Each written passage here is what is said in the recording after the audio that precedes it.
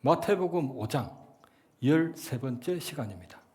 19절 그러므로 누구든지 이 계명 중에 지극히 작은 것 하나라도 버리고 또 그같이 사람을 가르치는 자는 천국에서 지극히 작다 일컬음을 받을 것이요 누구든지 이를 행하며 가르치는 자는 천국에서 크다 일컬음을 받으리라. 계명 중 지극히 작은 것 하나를 버리는 것은 18절 율법의 1.1획이라도 버리는 것을 가리킵니다. 접속사 그러므로는 그 이전 내용과 이후 내용이 원인과 결과, 인과관계라는 것을 드러내는 접속사입니다. 17절 내가 율법이나 선지자를 폐하러 온 줄 생각하지 말라. 폐하러 온 것이 아니요 완전하게 하려 함이라. 진실로 너희에게 이르노니 천지가 없어지기 전에는 율법의 1.1획도 결코 없어지지 아니하고 다 이룰 것이므로 그러므로 누구든지 이 계명 중에 지극히 작은 것 하나도 버리고 또 그같이 사람을 가르치는 자는 천국에서 지극히 작다 일컬음을 받을 것이요 누구든지 이를 행하며 가르치는 자는 천국에서 크다 일컬음을 받으리라. 책임이 따른다는 의미이기 때문에 주님은 계명 중에 지극히 작은 것 하나와 율법의 1.1획이라도 버리지 말고 행하며 가르치라고 명령하셨습니다. 누구든지 이 계명 중에 하나라도 누구든지 이를 행하며 누구든지입니다. 야고보서 2장 17절 누구든지 온 율법을 지키다가 그 하나를 범하면 모두 범한 자가 되나니 누구든지 율법 중 그 하나만 범해도 모든 율법을 범한 것입니다. 그처럼 계명 중 지극히 작은 것 하나와 율법의 1.1획이라도 버리는 것은 모든 계명과 율법을 버리는 것입니다. 주 예수 그리스도의 하나님 나라의 복음으로 인해 계명과 율법은 폐하여진 것이 아니라 완성된 것입니다. 오늘 본문 20절입니다. 내가 너희에게 이르노니 너희 의가 서기관과 바리새인보다 더 낫지 못하면 결코 천국에 들어가지 못하리라. 아멘. 내가 너희에게 이르노니 너희 의가 서기관과 바리새인보다 더 낫지 못하면 결코 천국에 들어가지 못하리라. 18절 진실로 너희에게 이르노니 천지가 없어지기 전에는 율법의 1.1획도 결코 없어지지 아니하고 다 이루리라. 18절 결코 없어지지 아니하고 20절 결코 천국에 들어가지 못하리라. 주님은 율법의 1.1획도 천지가 없어지기 전에는 결코 없어지지 않는다고도 말씀하셨고 너희 의가 서기관과 바리새인보다 더 낫지 못하면 결코 천국에 들어가지 못한다고도 말씀하셨습니다. 19절 천국에서 지극히 작거나 크다 일컬음을 받는 정도가 아니라 천국에 결코 들어가지 못한다고 엄중히 경고하신 것입니다. 서기관은 구약 성경을 연구하고 해석하며 율법의 세부 세칙들을 만들어 가르치고 적용할 수 있게 하는 율법사를 비롯한 종교 지도자였습니다. 무엇보다 당시는 인쇄 기술이 없었기 때문에 구약 성경을 베껴 쓰는 필사하는 일을 담당했습니다. 그들은 하나님의 말씀, 구약 성경을 관리하고 정확히 필사하기 위해 무척이나 애를 썼습니다. 히브리어 알파벳은 22자인데 그들은 구약 성경 내에서 각 알파벳이 몇 번씩 나오는지 전부 다 알고 있습니다. 히브리어 첫 번째 알파벳은 알레프인데 그들에게 구약 성경의 알레프가 몇 번 나옵니까? 라고 물으면 42,377번이라고 거침없이 대답합니다. 두 번째 알파벳 베이트는 38,218번. 이런 식으로 구약 성경 내의 알파벳 22자가 몇 번씩 나오는지도 다 알고 있습니다. 알파벳 개수까지 전부 다 헤아려 필사의 오류를 막기 위함입니다. 성경 필사에는 엄격한 규칙이 있습니다. 당시 종이처럼 사용되었던 가죽은 정결한 짐승의 것으로 하되 반드시 유대인이, 하나님의 백성 유대인이 준비해야 되고 정결한 짐승으로부터 나온 가죽끈으로 묶어야 한다. 정결한 짐승은 레위기 11장에 먹을 수 있는 짐승과 먹지 못하는 짐승으로 나눠지잖아요. 가령 뭐 돼지고기 이런 건 못 먹잖아요. 돼지 가죽으로는 절대로 이 성경의 종이로 쓸 수 없다는 것입니다. 그리고 반드시 유대인이 그 가죽을 성경 종이로 만들어야 한다는 것입니다. 한 페이지에는 적어도 48개 내지 60개의 줄이 있어야 한다. 잉크는 검정색 외에는 사용할 수 없으며 특수한 제조법으로 만들어야 한다. 가로가 전부 몇 칸, 세로가 전부 몇 줄인지를 지정해 놓고 원본 성경에서 사본 성경으로 필사를 한 이후, 뺏겨 쓴 이후 원본 성경과 사본 성경에 몇 번째 줄, 몇 번째 칸에 기록된 두 알파벳이 동일한지를 반드시 대조해야 한다. 만일 오타가 발견되면 작성된 지 30일 이내에 반드시 수정해야 하고 시일이 넘으면 폐기한다. 한 페이지에 오타 하나가 있어도 그 페이지는 폐기하고 다 옮겨 쓴 이후 창세기 전체 성경 한 권에서 3개 이상의 오타가 발견되면 그 전체를 폐기한다. 글자와 단어 수를 헤아리고 한 글자가 빠지거나 추가되어도 다른 글자와 붙은 것이 있어도 그 페이지를 폐기한다. 글자나 단어는 절대로 암기하여 옮겨 쓸 수 없고 반드시 큰 소리로 읽으며 옮겨 써야 한다. 참고로 말씀드리면 원본에서 원본의 하나님 단어를 확인하고 사본에다가 하나님이라는 단어를 바로 옮겨 쓸 수 없고 반드시 한 글자씩 큰 소리로 읽으며 하를 확인하고 하를 옮겨 쓰고 나를 확인하고 나를 옮겨 쓰고 님을 확인하고 님을 옮겨 써야 된다는 것입니다. 혼자 있을 때는 옮겨 쓸 수 없고 3명이 있을 때 옮겨 써야 한다. 둘이 지켜보고 있을 때 1명이 옮겨 써야 하는데 옮겨 쓰는 중에 여호와나 하나님이라는 단어가 나오면 필사자가 썼던 붓을 버리고 목욕을 한 다음 맑은 정신에서 큰 소리로 하나님, 제가 지금 거룩한 하나님의 이름을 옮겨 쓰겠습니다. 외친 다음 새 붓으로 옮겨 써야 한다. 참고로 말씀드리면 여호와나 하나님이라는 단어는 구약 성경에 수천 번 언급됩니다. 그런데 그 한 번 나올 때마다 그 쓰던 붓을 버리고 목욕을 한 다음 새 붓으로 그리고 하나님 제가 옮겨 쓰겠습니다. 외친 다음 그 하나님이나 여호와라는 단어를 옮겨 썼다는 것입니다. 옆에서 지켜보던 두 명도 율법의 1.1핵이라도 가감하는 것은 세상을 파멸시키는 일이다. 진리를 엉터리 쓰면 안 되잖아요. 세상을 파멸시키는 일이다. 수시로 외쳐주면서 필사자에게 잡념이 일체 틈타지 않도록 도와주어야 한다.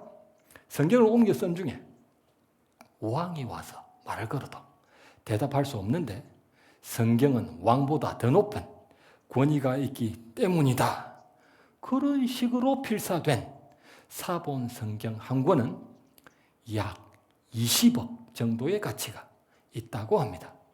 그렇게 하나님의 말씀, 성경이 몇천 년 동안 변질되지 않고 우리 손에 전달된 것입니다. 한 글자 하 크게 읽고 이쪽에 와서 하 적고 나 크게 읽고 이쪽에 와서 나 읽고 님 그렇게 했으면 하나님 나오면 흠붓을 버리고 목욕을 한 다음 세붓으로 나 님 그렇게 적었다는 것입니다. 진실로 너희에게 이르노니 천지가 없어지기 전에는 율법의 1.1핵도 결코 없어지지 아니하고 다 이루리라. 서기관은 율법의 1.1핵도 변질되지 않도록 무척이나 애를 썼습니다. 우리가 사용하는 이 구약 성경은 주후 900년경에 필사된 마수라 사본에 기초하고 있습니다. 주후 900년에 기록이 된 거예요.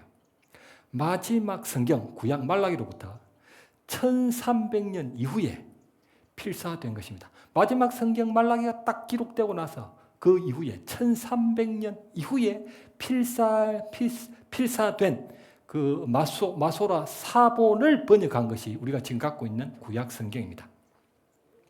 성경을 하나님 말씀이라고 믿지 않는 사람들은 1300년이 지나는 동안, 마지막 성경이 기록된 지 1300년이 지난 그 마소라 사본을 우리 구약 성경으로 삼고 있는 이 성경은 내용이 변질될 가능성이 너무 많다고 지적하며 공격했습니다. 그렇죠. 1300년이 지나는 동안 마지막 성경 말라기 기록되고 그리고 우리가 쓰고 있는 지금 이 구약 성경의 사본, 마소라 사본이 생기기까지는 1300년이 지났단 말입니다. 그 1300년 동안 말라기 성경을 100개 쓰고 또 100개 쓰고 또 필사하고 또 100개 쓰고 얼마나 많이 했겠어요. 1300년이 지났으니까. 그러니까 한마디로 불신자들이 말도 안 된다. 이 1300년 동안 계속 100개 썼다면 이거는 엄청나게 변질되었을 것이다 라고 생각한다는 것입니다. 합리적인 의심입니다. 아주 합리적입니다. 정말 그럴 것 같습니다. 1947년에 이스라엘 사해 근처에서 사해 사본이 발견됐습니다. 사해 근처에서 발견됐다고 이름이 사해 사본입니다. 사해 사본. 그 기록 연대는 주전 125년으로 밝혀졌는데 우리가 사용하고 있는 주후 900년경에 필사된 마소라 사본과 대조를 해본 것입니다. 이 사해 사본이 발견됐는데 그럼 이 마소라 사본과 대조해보자. 우리가 지금 쓰고 있는 마소라 사본은 주후 900년경에 필사된 것이고 발견된 사본은 주전 125년에 기록된 것으로 밝혀진 거예요. 그러니까 주 125년에 필사한 책이 밝혀졌고 우리가 지금 쓰고 있는 책은 주후 900년경에 밝혀진 거예요. 이게 이 사이가 1000년 이상이 나는 거죠. 지금 우리가 쓰고 있는 사본에 1000년 전에 기록된 사본을 발견했단 말입니다. 그래서 이 불신자들은 엄청나게 많은 오차가 있을 것이다. 내용이 엄청 많이 달라졌을 것이다. 1000년 전에 기록된 사본이 발견됐으니까. 그래서 불신자든 신학자든 학자들이 전부 다 나중에 우리가 지금 쓰고 있는 마소라 사본과 그리고 1000년 이상 전에 기록된 사해 사본을 비교를 해본 거예요. 비교를. 마소라 사본이 기록돼 거의 1000년 이상의 간격이 있었지만 그 결과는 내용이 완전히 일치한다 였습니다. 이거는 학자들이 불신자건 뭐가 다 모여서 검증을 한 거예요. 보니까 완전히 점 하나 없어지고 이런 정도지 내용에는 전혀 이상이 없이 1000년 전에 발견된 사본과 우리가 지금 쓰고 있는 구약 성경 사본이 완전히 일치한다라는 결론을 얻었다는 것입니다. 이사야 43장 8절 풀은 마르고 꽃은 시드나 우리 하나님의 말씀은 영원히 서리라 하라. 우리가 사용하는 구약 성경은 주후 900년경에 필사된 마소라 사본에 기초하고 있습니다. 마지막 성경 구약 말라기로부터 1300년 이후에 필사된 것입니다. 성경을 하나님 말씀이라고 믿지 않는 사람들은 1300년이 지난 동안 100개 쓰고 또 필사하며 다시 100개 썼기 때문에 내용이 변질될 가능성이 너무 많다고 지적했지만 그러나 결과는 완전하게 보존되었다는 것입니다. 바리새파는 바벨론 포로기 이후에 형성된 것으로 추정되는데 그들의 지도자는 랍비였고 성경을 연구하는 것에 최고의 가치를 두었으며 이스라엘이 멸망하고 바벨론으로 포로로 끌려갔던 이유가 우리가 하나님과 맺었던 언약을 범했기 때문이라는 것을 깨닫고 하나님의 계명과 율법을 1.1획도 범하지 않기 위해 율법이 요구하는 것 이상으로 그 이상으로 철저히 지켜버렸습니다. 혹시라도 어길 수 있으니까 더 지켜버리자. 그 이상으로 지키는 것입니다. 서기관과 율법사들도 주로 바리새파였습니다. 랍비들이 가르쳤던 장로의 유전까지 하나님 말씀에 권위를 두고 다 지켰다는 것입니다. 예컨대 안식일 준수 제4계명에 대해 39가지 세부 세칙을 만들었고 그 39가지에 대해 또 234가지를 만들어 철저히 지켰다는 것입니다. 현재 유대인들이 모여 사는 아파트에는 일반 엘리베이터와는 다른 안식일에만 사용하는 일명 안식일 엘리베이터가 있습니다. 유대인들이 모여 사는 아파트에는 엘리베이터가 쉽게 말하면 두 개가 있는 거죠. 일반 아파트 엘리베이터 옆에 안식일 엘리베이터가 따로 하나 더 있습니다. 모든 층마다 저절로 서고 저절로 문이 열렸다가 저절로 문이 닫혀서 버튼을 누르지 않아도 이동할 수 있도록 설계된 것입니다. 1층에서 문이 저절로 열렸다가 닫히고 다시 2층으로 올라가면 2층에 딱 서고 문이 열렸다가 닫히고 3층도 그렇게 계속 되는 거예요. 그러니까 버튼을 누르지 않아도 모든 층에 다 서기 때문에 내가 3층에 있다가 5층에 가야지 하면 5층에도 갈 수 있고 9층에도 갈 수 있고 그렇게 설계된 엘리베이터입니다. 제4계명 안식일을 기억하여 거룩하게 지키라. 출애굽기 35장 안식일에는 불도 피우지 말라. 제4계명을 철저히 지키기 위해 안식일에는 전구, 불이 들어오는 전구, 빛을 발하게 만드는 엘리베이터 청수 버튼을 누르지 않는 것입니다. 그래서 그 안식일 엘리베이터를 만든 거예요. 엘리베이터 버튼을 누르면 불이 딱 들어오잖아요. 안식일은 불도 피우지 말라 했는데 불이 들어와 버리면 안 되니까 그러면 안 누르고도 우리가 엘리베이터를 탈 수 있는 방법을 생각해서 고안해낸 것이 바로 안식일 엘리베이터입니다. 안 눌러도 1층에 섰다가 문이 열렸다가 닫혔다가 2층도 3층도 그렇게 하니까 모든 층에 다 갈 수 있는 것입니다. 그러니까 안식일에 내가 불을 켜지 않고도 다른 층에 갈 수 있게 만든 것이 바로 안식일 엘리베이터입니다. 지금도 유대인들이 사는 아파트에는 그 엘리베이터가 있습니다. 안식일에는 가정 내 전등도 켜지지 않게 하기 위해 안식일 전날에 전부 켜놓고 끄지 않습니다.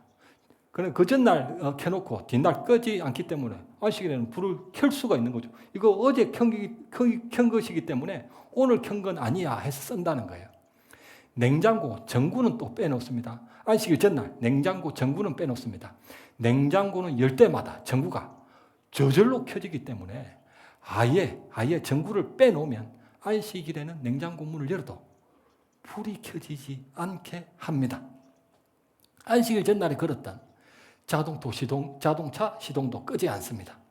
시동을 걸 때 발생하는 그 불빛 스파크도 불을 피우는 것이라 여기고 안식일에 자동차를 사용하기 위해 아예 그 전날에 걸어놓은 시동을 끄지 않는 것입니다. 그럼에도 불구하고 안식일에 전구의 불을 꼭 켜야 할 일이 생겼을 때는 옆집에 사는 이방인들을 불러다가 켜달라고 부탁합니다. 이방인이 켠 거지 우리는 켜지 않았다. 하나님의 백성인 우리 유대인들은 켜지 않았다 라면서 그렇게까지 하나님의 말씀을 지키기 위해 애쓰는 열심만은 누구도 따르지 못합니다. 유대인들이 이렇게 철저히 율법을 지킨다는 거예요. 성경 말씀 마태복음 23장 23절입니다.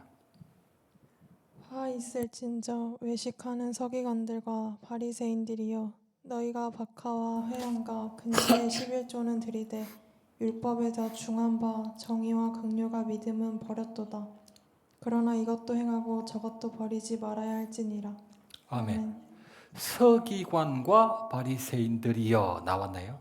너희가 박하와 회당과 근처에 11조는 들이되 박하와 회향은 약초고 근처는 미나리 나물 해먹는 미나리로 약초와 나물의 11조를 하나님께 드릴 정도로 계명과 율법을 철저히 지켰다는 것입니다. 나물 한 번 해물 때마다 콩나물의 10분의 1을 딱 떼놔가지고 이거를 하나님께 바친다는 거예요. 율법에 더 중한 바 정의와 긍휼과 믿음은 버렸도다. 그러나 이것도 행하고 저것도 버리지 말아야 할지니라. 오해하시면 안 됩니다. 주님이 책망하신 것은 서기관과 바리새인의 열심이 아닙니다. 너희도 왜 그리 열심히 해? 그렇게까지 안 해도 돼? 이렇게 말씀하신 것이 아니라는 말입니다. 이 기독교 사람들은 그렇게들 자꾸 이해를 하는 거예요. 저렇게까지 지키니까 예수님이 책망하셨지. 아니요. 예수님은 열심에 대해 책망하지 않으셨습니다. 어쩌면 칭찬하시죠. 그렇게까지 내 계명을 지켜주다니 참 잘한다. 정말 대단하다 너희들. 누가 너희를 따르겠느냐. 칭찬하신 거예요. 칭찬 따지고 보면. 이것도 행하고 율법은 폐하여진 것이 아니기 때문에 하나님의 나라 백성이라면 서기관과 바리새인들처럼 율법을 지키라는 것입니다. 이것도 행하고 지키라는 거, 지켜. 저것도 버리지 말아야 할지니라. 주님이 책망하신 것은 율법을 지키는 열심이 아니라 정의와 긍휼과 믿음은 버렸도다. 믿음을 버린 열심을 했다는 거예요. 열심은 칭찬한 거예요. 너희들 정말 대단하다. 나보다 율법 더 잘 지키는 것 같다. 칭찬해 주신 것입니다. 그런데 무엇을 책망하셨느냐? 믿음이 없는 열심을 책망하신 것입니다. 내가 너희에게 이르노니 너희 의와 서기관과 바리새인보다 더 낫지 못하면 결코 천국에 들어가지 못하리라. 그렇다면 누가 천국에 들어가는데요? 그렇게 콩나물 나물에 10분의 1까지 하나님 바치는 열심을 드렸음에도 불구하고 천국에 못 들어간다면 누가 천국에 도대체 들어간다는 말입니까? 3절 심령이 가난한 자는 복이 있나니 천국이 그들의 것이며 10절 의를 위하여 박해를 받는 자는 복이 있나니 천국이 그들의 것임이라. 하나님 말씀에 오직 믿음으로 순종하며 살겠다고 자기 마음을 돌이키는 회개를 함으로써 하나님께 복을 받은 사람은 3절 천국이 그들의 것이며 10절 천국이 그들의 것임이라. 서기관과 바리새인의 은은 믿음을 버린 열심이기 때문에 결코 천국에 들어갈 수 없습니다. 오직 믿음으로 하나님 백성이 되는 거잖아요. 그런데 열심히만 할 줄 알지 하나님을 믿을 줄을 모른다는 거예요. 믿을 줄. 성경 말씀 로마서 1장 17절입니다. 복음에는 하나님의 의가 나타나서 믿음으로 믿음에 이르게 하나니 기록된 바 오직 의인은 믿음으로 말미암아 살리라 함과 같으니라. 아멘. 복음에는 하나님의 의가 나타나서 의인은 오직 믿음으로 말미암아 살리라. 한문으로 써 있자, 믿음 신자, 불을 칭자, 의로울 의자, 이신칭이 믿음으로써 의롭다함을 칭함받는 이신칭의의 복음입니다. 오직 믿음으로 의로워진다는 이신칭의는 그 은혜를 믿기만 하면 아무것도 하지 않아도 된다는 의미가 아닙니다. 죄인이 구원을 받기 위해서는 먼저 죽은 사람이 스스로 다시 살아나야 하고 그 다시 살아난 사람이 스스로 하늘나라로 올라가야 하며 그 하늘나라로 올라간 사람이 스스로 다시는 죽지 않아야 합니다. 그래야 영생이지 않겠습니까? 시체가 스스로 부활하고 땅에서 스스로 성천하며 다시는 스스로 죽지 않는 것에는 부활과 성천과 불사에는 인간적으로 할 수 있는 일이 아무것도 없습니다. 따라서 이신칭의는 하나님 은혜를 믿기만 하면 아무것도 하지 않아도 된다는 의미가 아니라 죄인이 영생을 얻기 위해서는 인간적으로 할 수 있는 일이 아무것도 없기 때문에 오직 믿음으로 의로워질 수 있게 하셨다는 의미입니다. 부활, 성천, 불사, 우리 할 수 있는 게 뭐가 있습니까? 아무것도 없습니다. 그래서 하나님이 오직 믿음으로 우리를 구원에 이를 수 있게 해주셨다는 의미입니다.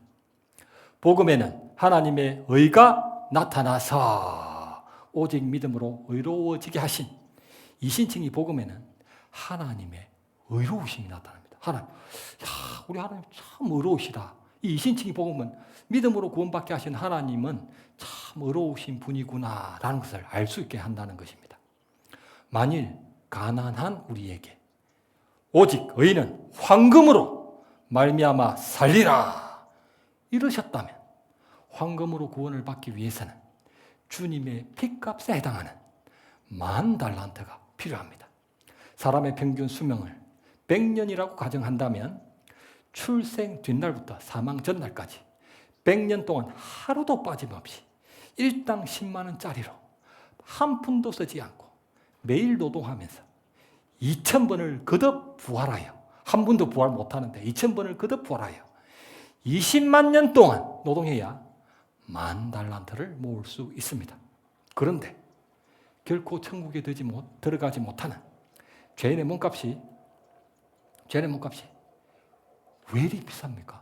아니 결코 천국에 들어가지 못한다는 죄인의 몸값이 10,000달란트, 20만 년치 품삯 왜 이리 비쌉니까?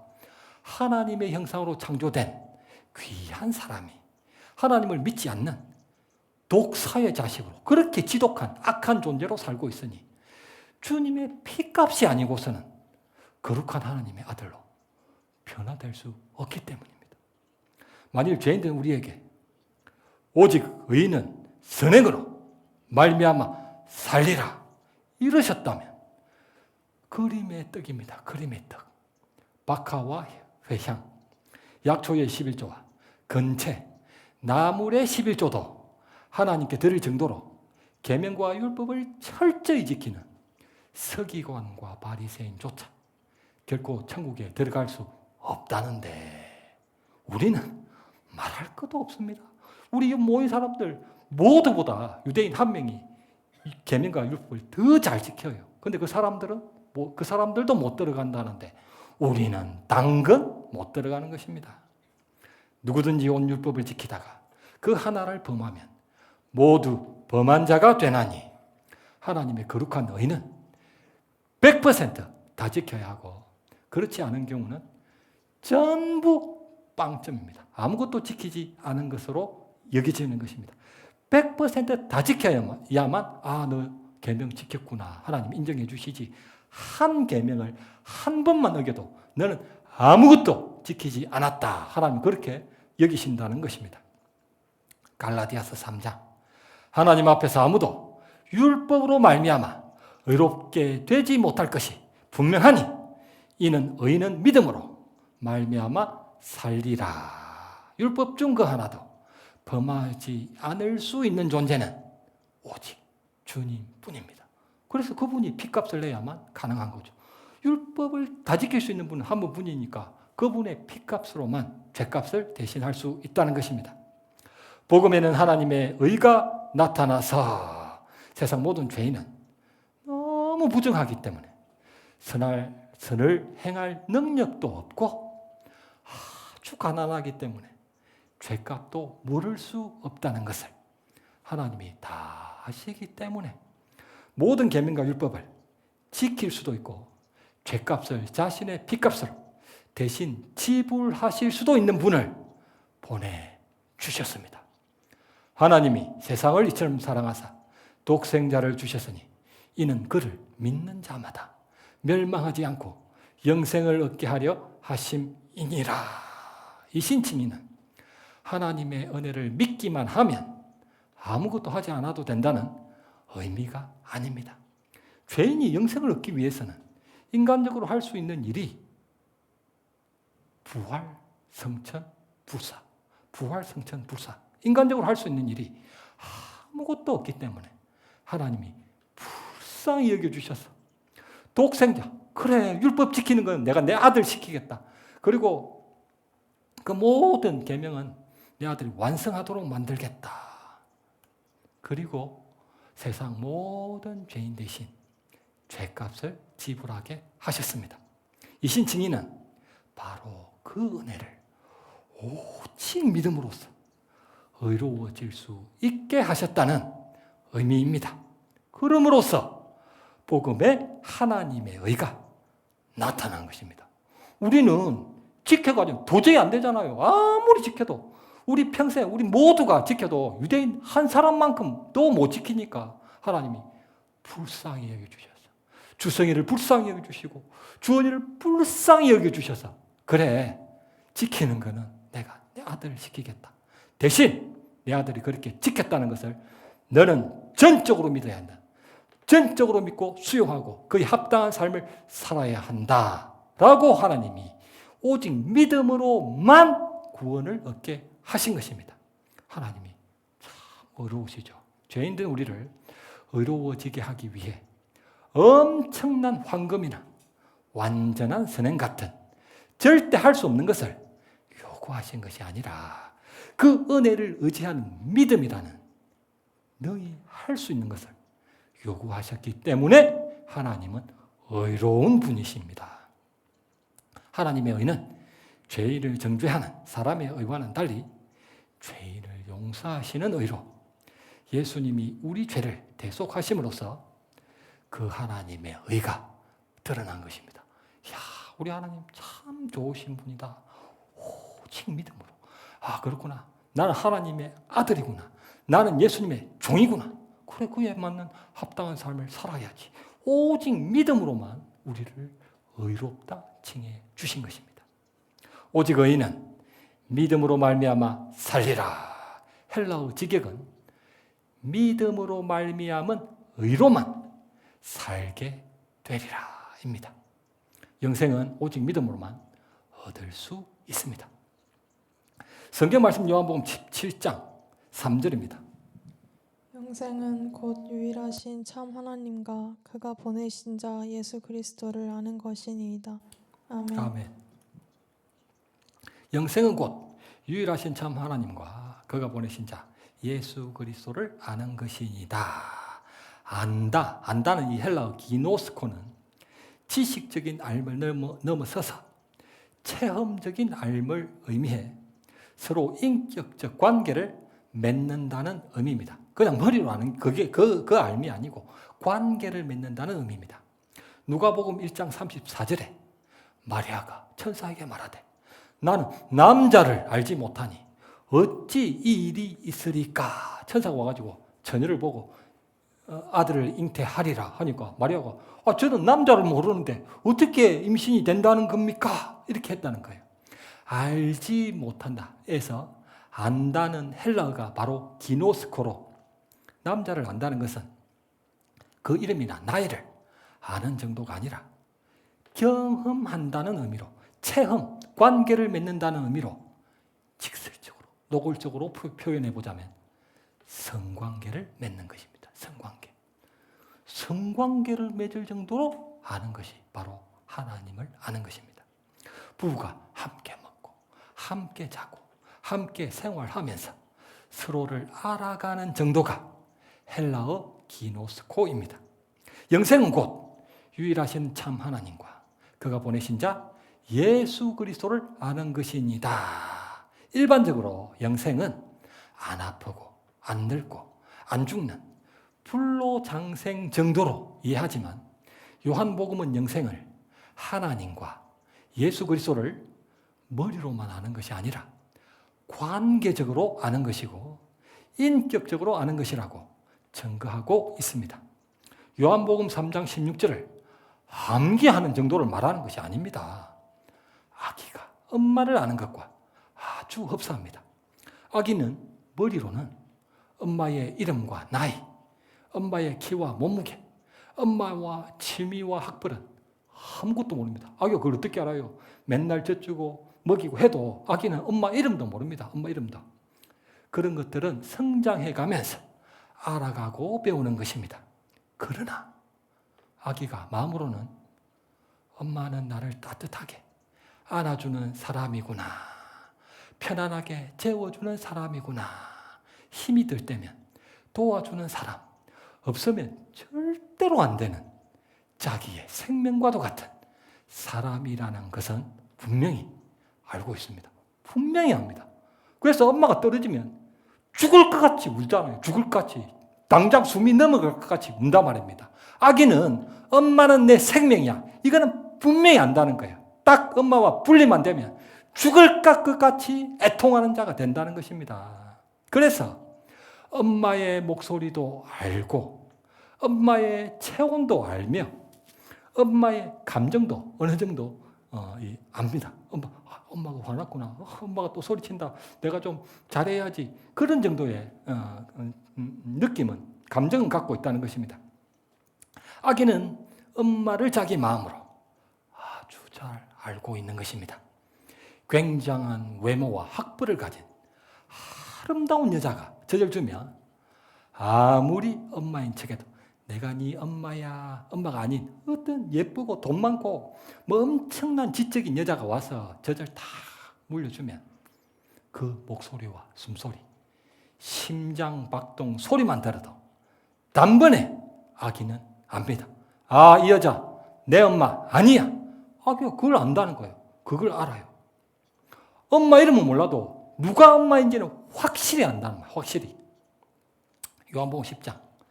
자기 양을 다 내어놓은 후에 앞서가면 양들이 그의 음성을 아는 고로 따라오되, 아기는 엄마의 음성을 알고 양은 목자의 음성을 압니다. 그렇게 아는 것이 성경이 말하는 아는 거라는 거죠. 엄마 이름 몰라.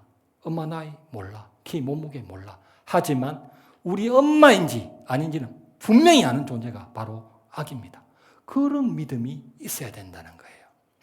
성경은 하나님과 이스라엘의 성경을 하나님과 이스라엘의 역사로만 아는 것은 머리로만 아는 것이고, 하나님과 이스라엘뿐 아니라 아버지 하나님과 자기 자신의 이야기로 이해하고 알 때 체험적으로 아는 것입니다.